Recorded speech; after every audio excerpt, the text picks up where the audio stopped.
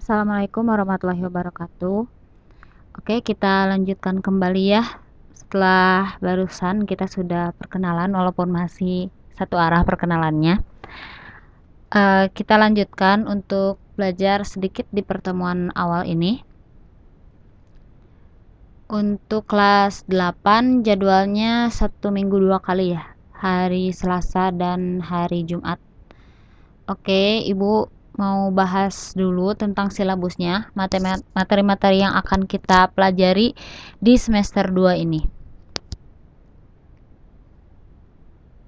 Nah, untuk kelas 8 silabusnya yaitu ada pola dan barisan bilangan, lalu ada koordinat kartesius, ada relasi dan fungsi, dan persamaan garis lurus. Nah, untuk sekarang kita langsung saja membahas materi tentang pola dan barisan bilangan.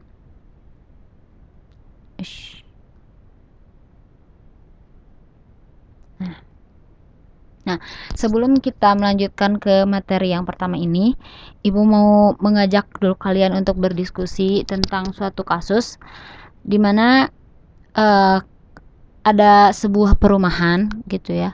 Di perumahan ini kan punya banyak unit rumah gitu. Kita anggap ribuan sampai puluhan ribu ya.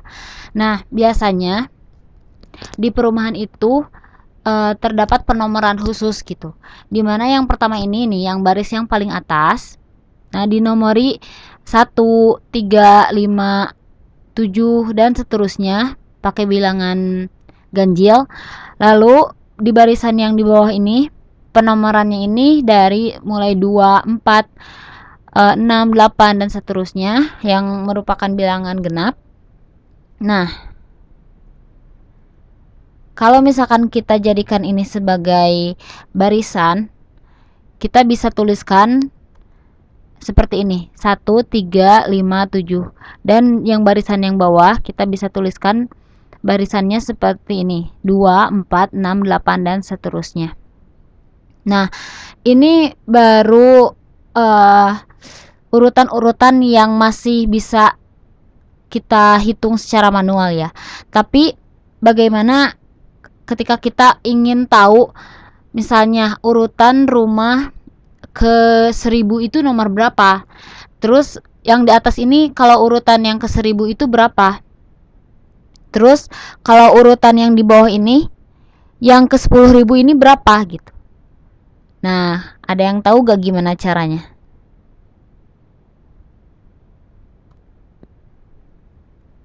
Nah, jadi kalau kita ingin tahu misalnya suku ke sekian lah yang kita ingin tahu, kita membutuhkan sebuah teori atau konsep matematika yang namanya ini pola dan barisan bilangan yang akan kita pelajari sekarang.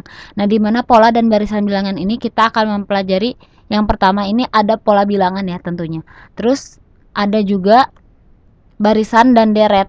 Nah, barisan dan deret ini ada barisan dan deret aritmatika dan barisan dan deret geometri. Oke, lanjut ya.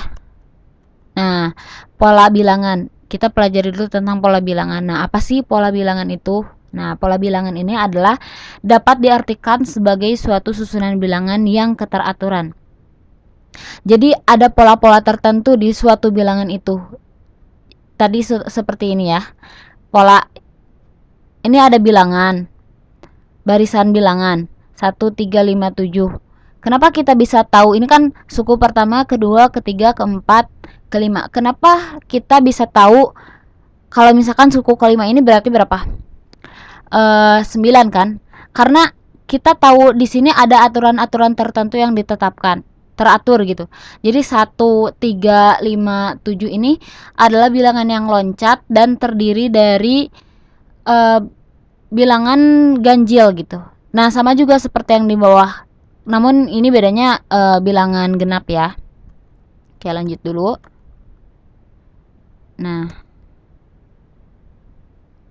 Nah, di sini kalau di suatu barisan bilangan ini pasti punya suku-sukunya. Dari suku yang pertama sampai suku ke sekian yang kita ingin tahu nilainya berapa.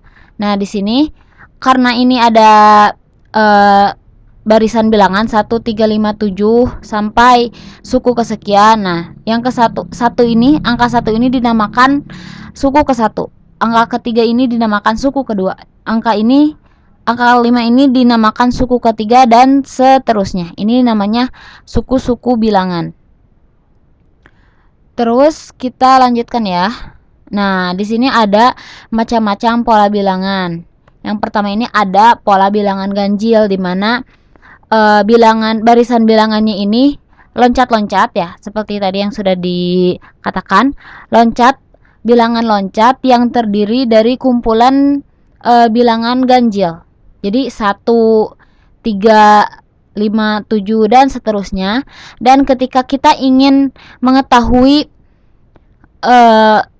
pola yang ke berapa ya yang kita pengen, ke 1200 misalnya, kita masukkan U 1200 2 dikali 1200 dikurangi 1. Nah, itu akan ketahuan hasilnya berapa, bilangan ganjilnya berapa gitu.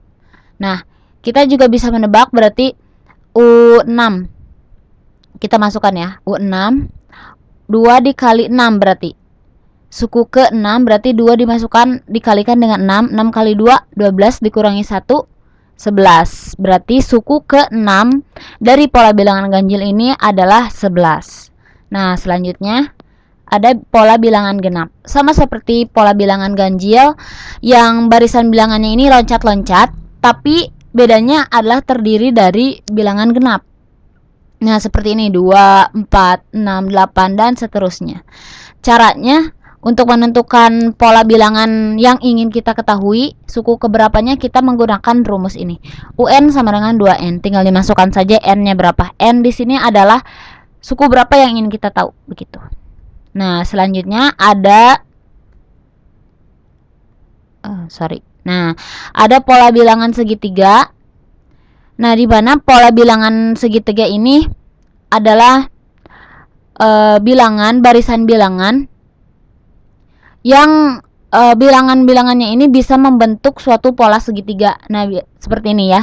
1. Lalu suku keduanya ini 3. 3 di sini 1, di sini 1, 1, 3 kan. Berarti ini bisa membentuk pola segitiga. Lalu yang suku ketiga ini bisa 6 bilangannya. Di sini bisa kita simpan 1, 2 dan 3 dan jumlahnya ini adalah 6. Dan seterusnya sampai suku yang ingin kita ketahui bilangannya berapa.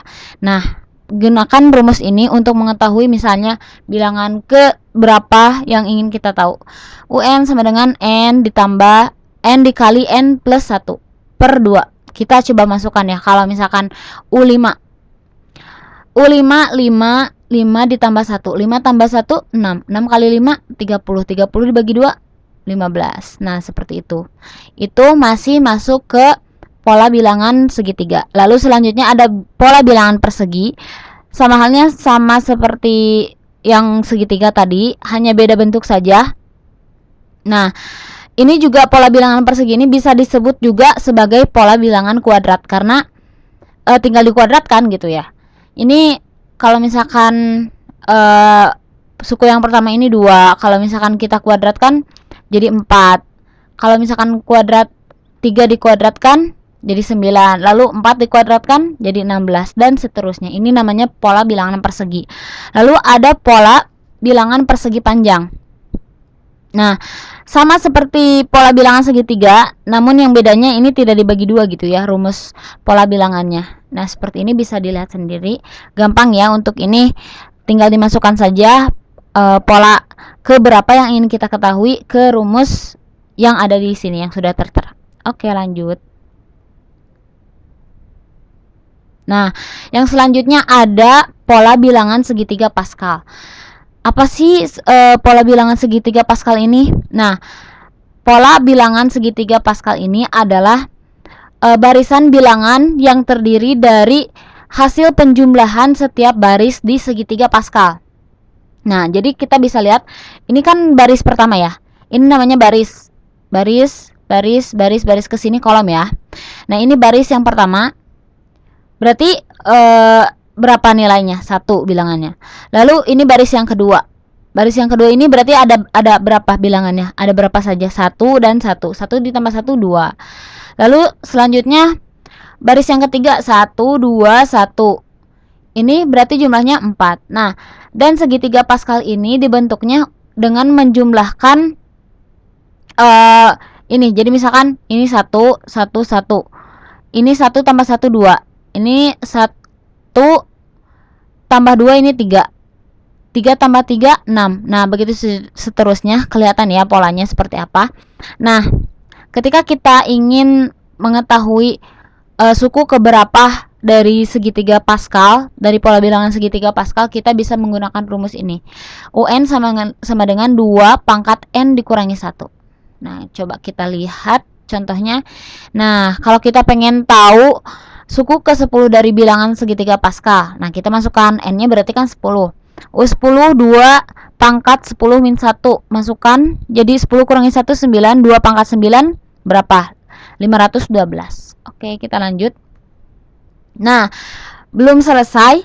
Pola bilangan segitiga Pascal ini juga bisa digunakan untuk memecahkan suatu pemfaktoran gitu ya. Dimana bisa kita lihat di sini kalau suku pertama di segitiga, bukan suku ya, baris pertama di segitiga Pascal ini bisa digunakan untuk memecahkan ini. A plus B pangkat 0. Segala sesuatu yang dipangkatkan 0 pasti 1 ya nilainya. Nah, yang ini yang di baris yang kedua ini bisa digunakan untuk memecahkan A plus B.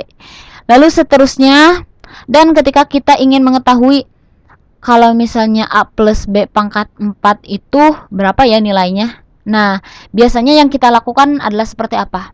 Ya dengan mengalihkan A plus B kali A plus B, A plus B, A plus B gitu ya, dikalikan.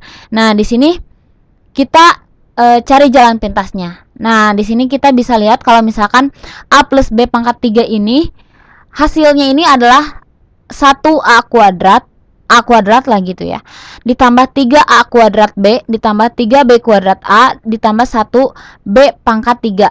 Nah, dari mana sih nilai ini? Nah, coba kita perhatikan di sini ada 1, 3, 3, 1. Nah, di sini berarti baris keberapa di segitiga Pascal?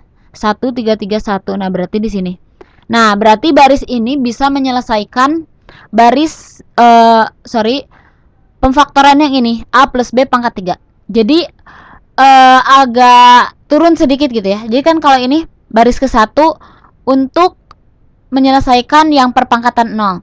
Lalu baris 2 ini untuk menyelesaikan perpangkatan 1. Jadi bedanya seperti itu ya. Mohon diingat. Jadi bukan kalau misalkan kita pengen mengetahui misalnya A plus B pangkat 4 ini, bukan mencari jawabannya di baris keempat, tapi di baris setelahnya, di yang kelima berarti ya. Untuk contoh soalnya, nah di sini ada hasil dari X plus Y pangkat 4 adalah, nah biasanya kan kita seperti ini ya mengerjakannya, betul tidak? Nah, gimana kita pengen mengetahui jawabannya tapi secara cepat? Nah, berarti menggunakan segitiga Pascal ini. Nah, berarti kalau misalkan X plus Y pangkat 4, kita menggunakan baris pola bilangan segitiga Pascal yang mana? Yang baris keberapa? Yang kelima ya. 1, 4, 6, 4, 1. Nah, berarti yang ini. Nah, ini. Kita sudah dapatkan koefisiennya sudah ada 1, 4, 6, 4, 1. Tinggal kita mencari variabelnya. Gimana cara mencari variabelnya? Nah, variabel berpangkatnya ini untuk setiap suku beda-beda ya. Nah, seperti ini. Bu, ini kok sama ini dengan ini kok beda? Gimana cara menentukannya? Nah, oke, kita cari tahu nih. Nah, caranya jadi kan kita mulai di sini ada pemfaktoran yang ingin kita pecahkan, ini pemfaktoran yang dipangkatkan 4 ya. 4. Berarti kita bisa mulai di sini dengan A plus B. Ini bukan plus ya, tapi perkalian. Ya, ini perkalian. Jadi, mohon ini dikoreksi. Ini bukan plus, tapi perkalian ya. Jadi di sini boleh kalian kasih titik atau ya langsung juga bisa. Tapi mohon maaf, ini salah penulisan. Ini plusnya dihilangkan ya. Jadi ini adalah sebuah perkalian, bukan sebuah pertambahan. Seperti itu. Nah, jadi kalau misalkan perpangkatannya 4, berarti kita mulai dari A pangkat 4 dan B adalah yang sebaliknya. Jadi yang perpangkatannya yang paling kecil, berarti A pangkat 4, B pangkat 0. Berarti hasilnya berapa? A pangkat 4 kali 1 kan, berarti A pangkat 4. Lalu yang suku keduanya di sini, jadi yang A ini, variabel yang A ini diturunkan pangkatnya. Coba lihat dan perhatikan. 4, 3, 2 sampai suku kelima. Nah, sedangkan yang B ini dimulainya dari pangkat yang paling kecil. B pangkat 0, B pangkat 1, B pangkat 2 dan seterusnya sampai suku kelima. Bu, kalau misalkan pangkatnya 5 gimana? Berarti kan sukunya ada 6 ya di sini. Betul gak? Sukunya ada 6. Berarti kita mulainya dari A pangkat 6, B pangkat 0. A pangkat 5, ini B pangkat 1 dan seterusnya seperti itu. Jadi patokannya ini adalah pangkatnya berapa begitu. Nah, seperti ini kita tinggal masukkan, ini berarti kepunyaan suku ke 1. Kita masukkan 1 dikali A pangkat 4. Lalu di sini ada yang suku keduanya, kita masukkan A pangkat 3B, dimasukkan 4 A pangkat 3B. Terus di sini juga dimasukkan dan seterusnya, dan hasilnya adalah seperti ini. Nah, bisa dipahami ya. Kalau misalkan belum bisa dipahami, boleh nanti kita diskusi di Classroom atau Edmodo. Ya. Selanjutnya di sini ada pola bilangan Fibonacci. Sebetulnya pola bilangan Fibonacci ini adalah bagian dari Pascal juga. Hanya saja bilangan-bilangannya ini didapat dari, bukan persilangan ya.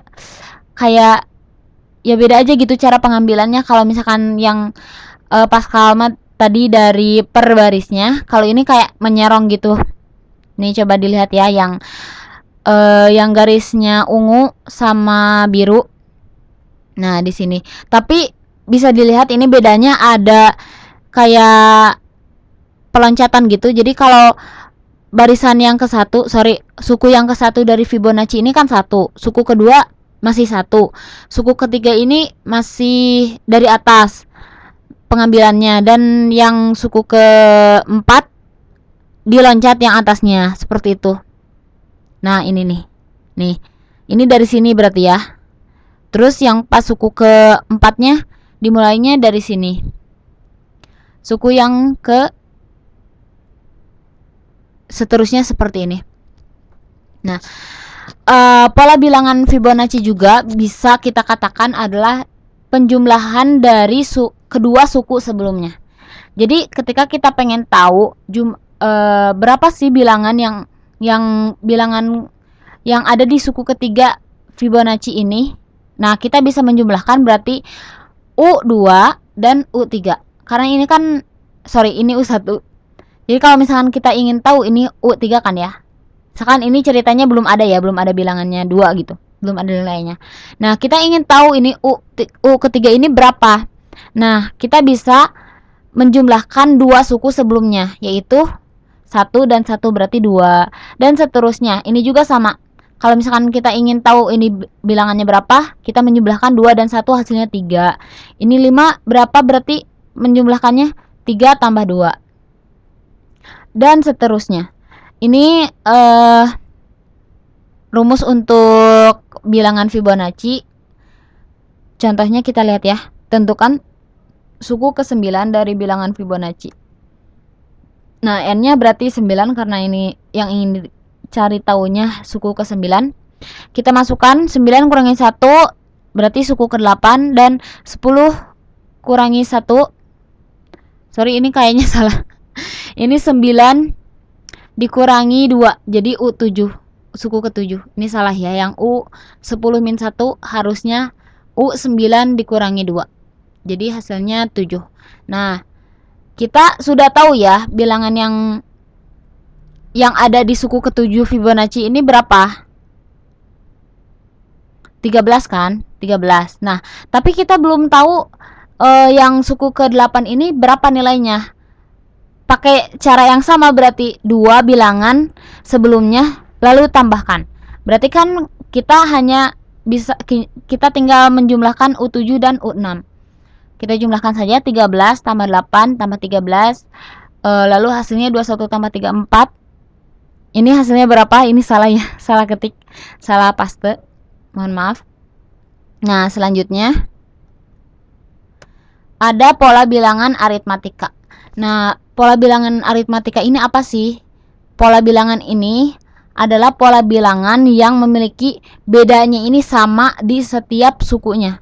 Jadi ketika kita ingin mengidentifikasi misalkan ini suku ke-1, ke-2, ke-3, ke-4, kita bisa tahu bedanya ini dengan ini dan ini tuh sama gitu. Jadi misalkan ini 1, ini 3, berarti kan bedanya berapa? 2 ya. Terus kalau misalkan di sini 5, berarti bedanya berapa? 2 ya. Nah, coba kita masuk ke contoh. Tentukan suku ke-40 dari barisan 7, 5, 3, 1. Nah, berarti bisa lihat gak? Ada yang B ini berapa? Oh ya, ini Ibu jelaskan dulu ya. A ini kan suku pertama atau U1. Kalau B ini adalah bedanya ini berapa untuk setiap polanya. Nah, kita masukkan kalau misalkan kita ingin mengetahui suku kesekian, suku ke-1000 misalkan. Kita masukkan aja U1000 dikali A. Nanti di soalnya pasti diketahui A ini berapa nilainya atau U1-nya ini berapa. Atau suku pertama ya. Masukkan nilainya berapa, terus N-nya ini berapa. Tadi misalkan 1000, 1000 dikurangi 1. Lalu pembedanya ini berapa, misalkan let's say 100 lah gitu ya. 100. Jadi berapa tuh? Nah, nanti bisa ketahuan. Kita masuk ke contoh yang ini, balik lagi. Tentukan suku ke-40 dari barisan bilangan 7, 5, 3, 1. Nah, suku pertamanya berapa? 7 kan.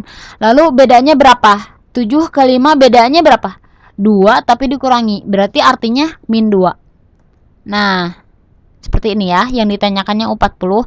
Cara menjawabnya tinggal dimasukkan aja. Berarti N-nya suku yang ingin kita ketahui 40, suku ke-40, A-nya tadi berapa? 7, N-nya 40, dikurangi 1, bedanya ini min 2. Lalu jumlahnya berapa? Kita kalkulasikan dan kita dapatkan min 71. Nah, mungkin untuk pembelajaran hari ini dicukupkan sampai sekian. Untuk jam di non-screen nanti kita coba latihan soal ya. Ini latihan soalnya. Tapi nanti Ibu coba insert lagi di assignment-nya, di Edmodo-nya. Mungkin itu saja. Wassalamualaikum warahmatullahi wabarakatuh.